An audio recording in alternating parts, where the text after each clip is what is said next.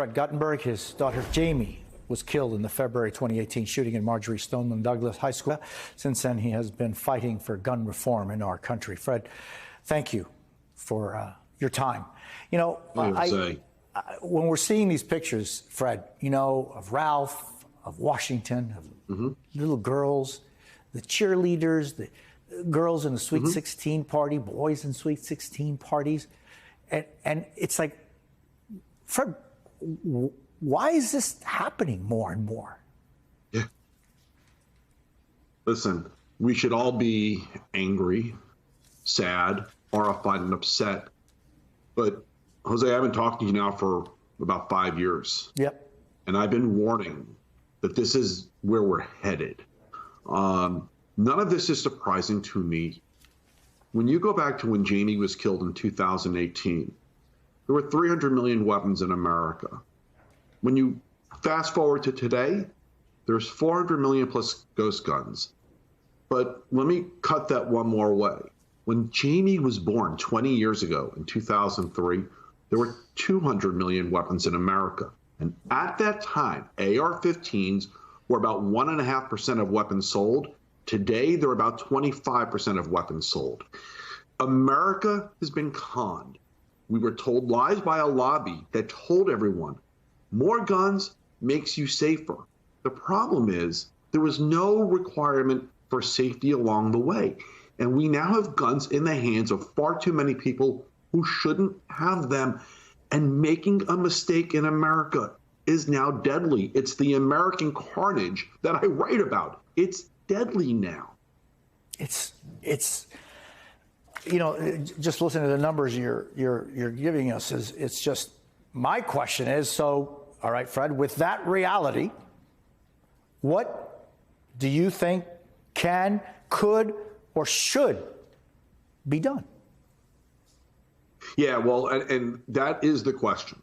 I think first things first, stop listening to the liars and stop giving the legislators who unfortunately are connected to the lobby that put us in this place any say in this matter. There's a lot we can do, Jose. The Safer Communities Act was a really great start, but that's all that it is.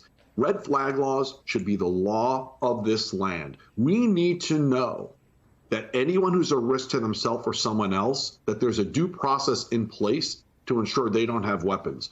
We need universal background checks without loopholes. And I would say not just on guns, but let's pass Jamie's law and put that on ammunition as well.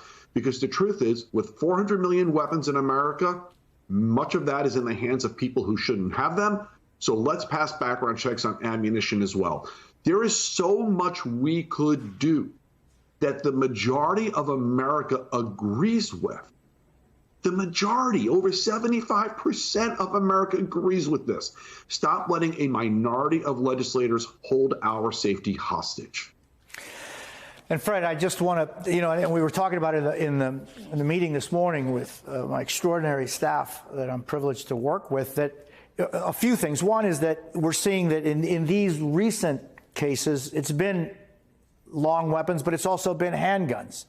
And sure. So, you know, there's that issue. And then Fred, I also kind of was looking forward to the opportunity that I always take very much as a privilege to speak with you, because I want you to talk to the Guttenbergs of 2023. You know, and I think about that young child that knocked on a door going to pick up his siblings, and by miracle he got shot in the head and in the chest, and Ralph, and yet there are these precious young people who didn't survive, and there were, you know, cheerleaders and people with dreams and aspirations. And I mean, just so, Fred, what do you say to the parents of those kids?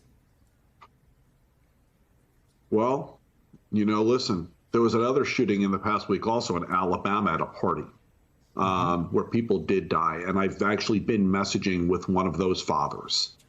And I tell them to hang on, that each day, second by second, minute by minute, You will go forward, and you will be forever changed, but you will go forward and you will find a path. But for now, most immediately, be around those who you love and who love you, and focus on nothing else. Fred, thank you. I say it to you every single time, but the word thank you is little compared to what I want to, we're grateful to your words. And we will never forget your daughter and those that lost their lives, and Marjorie Stoneman, and in every single case. Fred, thank you. Thank you, my friend. Thank you.